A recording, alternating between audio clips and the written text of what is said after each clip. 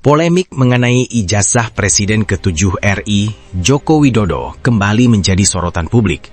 Isu yang selama ini bergulir di ruang-ruang diskusi, media sosial hingga forum hukum, kini kembali memanas setelah muncul klaim dari sejumlah pihak yang menyebut adanya rahasia besar yang mulai terungkap ke publik.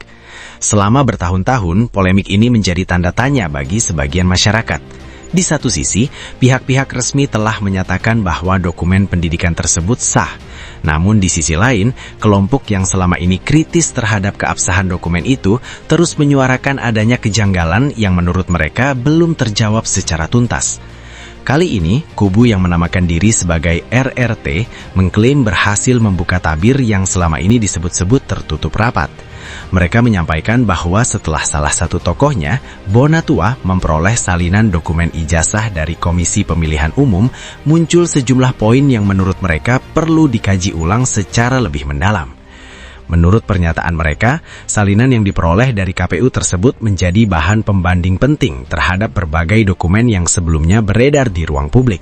Dari situlah, klaim demi klaim mulai disampaikan, mulai dari dugaan perbedaan detail administratif hingga aspek teknis dokumen yang dinilai perlu diuji secara forensik independen.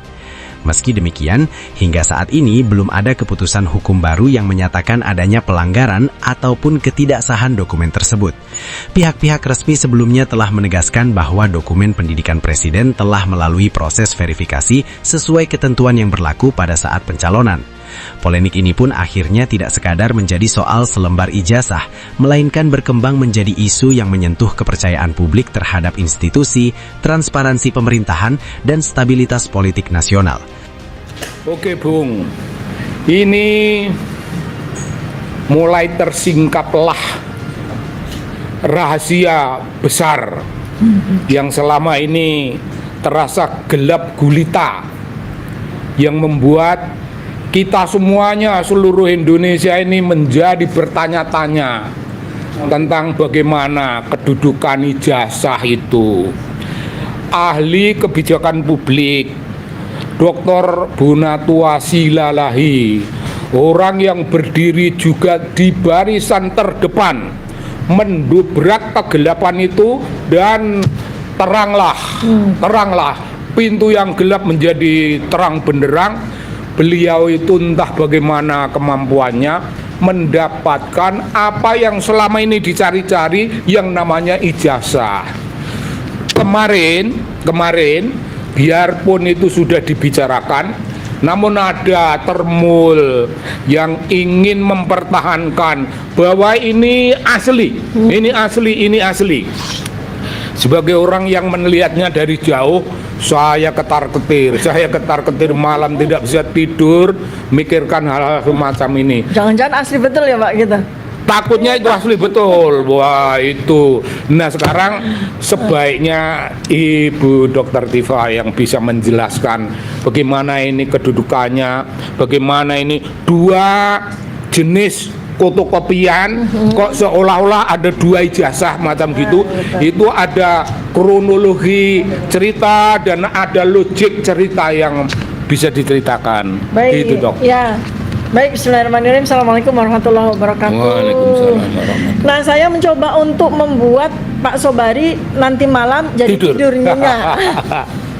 Kemarin 2 malam udah nggak tidur nyenyak. Iya. Gara-gara kemunculan dari fotokopi ijazah versi KPU Pusat. Ini versi KPU Pusat. Jadi 2 ijazah ini yang digunakan oleh Joko Widodo untuk mendaftarkan diri sebagai presiden tahun 2014 dan tahun 2019.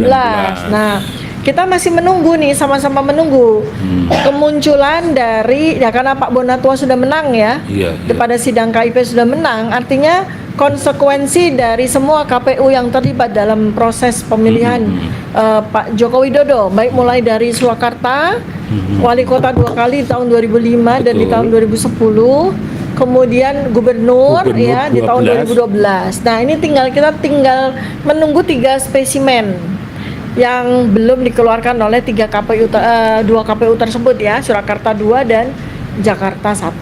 Nah ini hari ini saya mau membuat Pak Sobari nanti malam tidur nyenyak.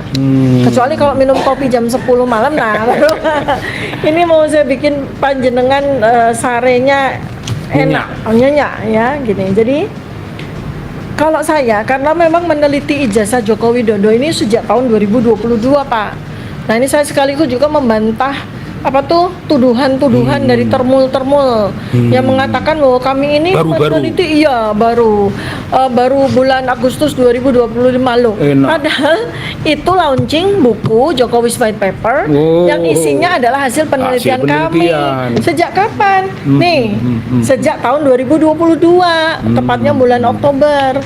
Ketika ini pertama kali spesimen yang dinyatakan sebagai ijazah Joko Widodo ya, walaupun bentuknya fotokopi, dikeluarkan secara official oleh Dekan Kehutanan UGM, Pak Dr. Sigit Sunarta. Artinya kita anggap ini sebagai versi yang official ya, pertama kali muncul.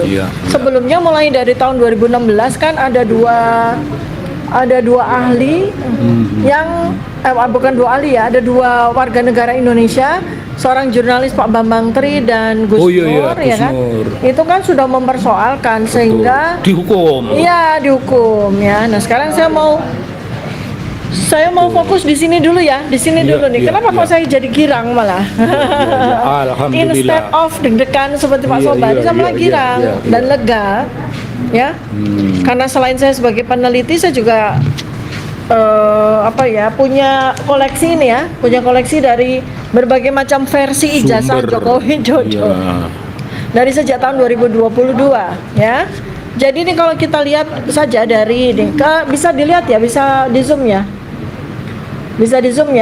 Mas Diki ya. Oke. Jadi ini ada dua, sepintas lalu kan kelihatan sama ya.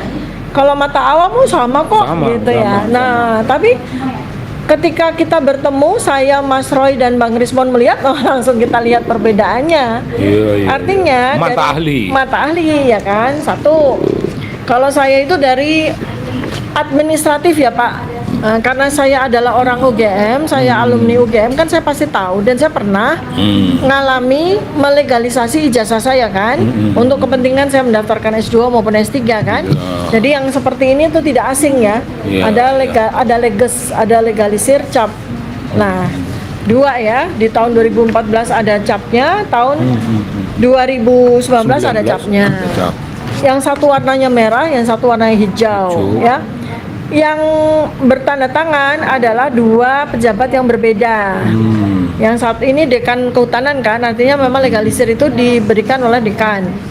Nah, yang menarik adalah pada legalisir ini ya, sebuah legalisir ijazah itu sebelum ditandatangani oleh pejabat dalam hal ini dekan, itu harus diparaf oleh penanggung jawab di fakultas tersebut, yaitu pembantu dekan 1 bidang pendidikan. Pada fotokopi atau legalisir yang pertama ini ada paraf sedikit kecil.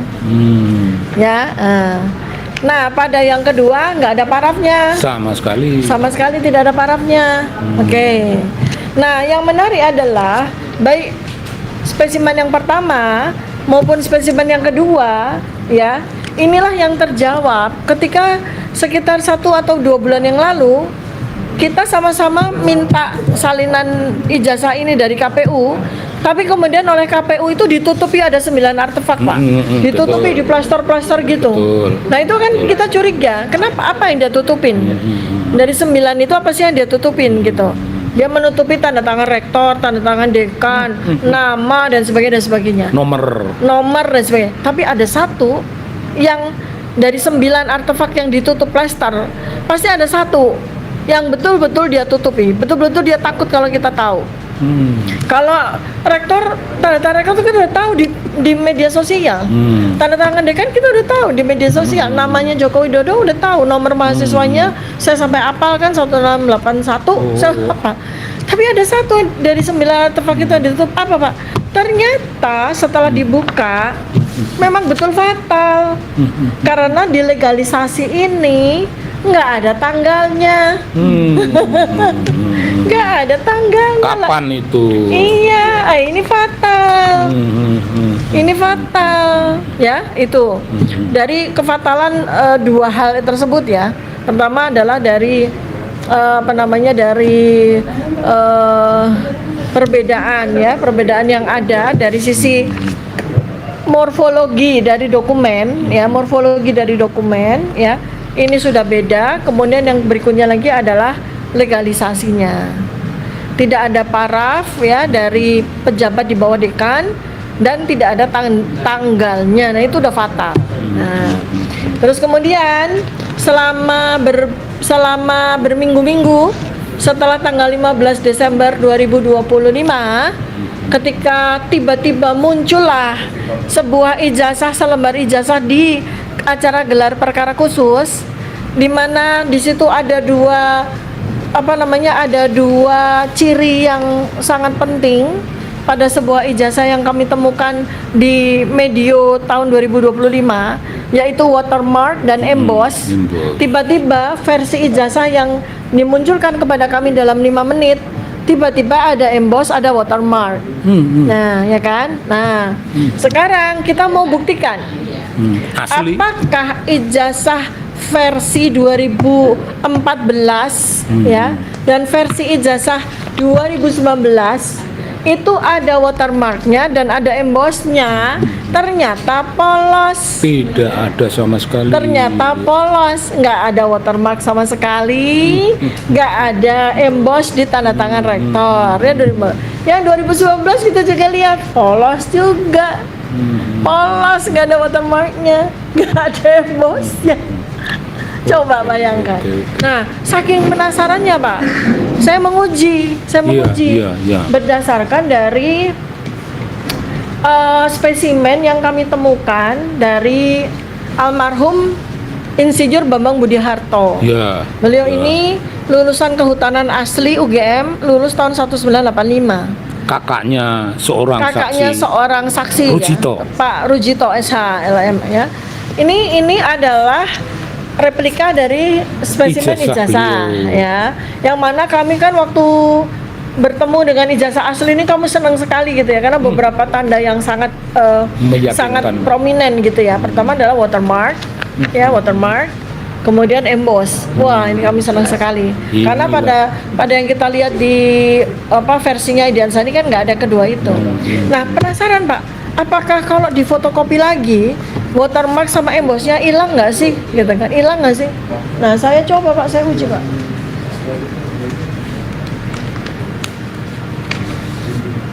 Ternyata tetap ada Pak. Tidak hilang. Tidak hilang, tetap ada. Itu ya. Oke. Itu dulu saya spill Pak supaya Pak Sobarinya tidur nyenyak. Masih ada dong sedikit pertanyaan. Coba. Apakah temuan yang ini itu sudah tegas menjadi peneguhan bahwa apapun temuan di belakang hari dari KPU Solo, dari KPU Jakarta, 2 KPU itu, apapun temuannya tidak akan bisa mendebat ini. Oh iya, sudah pasti itu. Sudah pasti. Bagaimana logiknya? Ya, logiknya sebenarnya itu ketika ini sudah muncul KPU pusat, ketika sudah muncul KPU pusat, ini kita bicara secara neuroscience behavior ya Pak, secara ilmu saya ya. Ini kan dia menggunakan 2 dokumen ini untuk meraih jabatan yang nggak ada lebih tinggi daripada jabatan presiden. Artinya apa? Secara logika, secara behavior, dia pasti mempersiapkan dokumen yang pasti sangat perfect, sesuai sama versinya, sesuai sama ukurannya kan. Sehingga kalau diambil ini kalau kita secara penelitian kita mau studi komparasi, kan harus ada gold standarnya Pak, standar emasnya, standar bakunya. Mana dari standar baku yang kita pakai? Apakah dokumen untuk presiden atau dokumen untuk gubernur atau dokumen untuk wali kota? Pasti dokumen untuk presiden. Ya kan? Nah, kita sudah mendapatkan Ini adalah gold standard. Iya. Ya kan? Ini adalah gold standard. Artinya sebetulnya kita mau dapat spesimen dari Surakarta maupun spesimen dari Jakarta udah nggak terlalu relevan. Oh, nggak relevan Iya. lagi. Karena untuk jabatan rendah gitu buat apa? Kecuali kita kemarin Bonatua dapat dari yang wali kota. Nah, kita Wah, mesti cari lagi. iya. Ini begitu udah pusat Ini begini ya, ini gold enggak. standard. Gold standard dari sebuah penipuan. Oke. Kita Gitu. berterima kasih pada Bung Bonatua ini. Dan kita berterima kasih kepada KPU Pusat karena keberaniannya. Keberaniannya ya. Yang saya rasa ini adalah keberanian yang diperoleh dari restu seseorang. Iyalah. Yang Bukan pasti orang punya. yang di Solo kira-kira. Bukan, udah pasti bukan. Pasti KPU ini membuka dokumen yang sangat penting. Yang ini adalah sebuah apa Pak bahasa Jawanya ya? Penutup itu loh, penutup dari sebuah kisah gitu tuh. Apa tuh? Penutup dari sebuah kisah. Yang membuat kisah itu menjadi happy ending nih. Kemenangan. Kemenangan ya. Kemenangan ya. Buka wadi. Buka wadi ya. Wadi ini Jokowi. Wadi ini Jokowi. Wis muter lah. Iya, ini kita udah ya ini kalau apa namanya dengan dokumen yang sudah dikeluarkan oleh KPU, kami bertiga ataupun kami berenam ya dengan yang klaster 1 itu masih juga ditersangkakan. Itu pakai jargonnya Bang Haji Roma Irama, sungguh terlalu.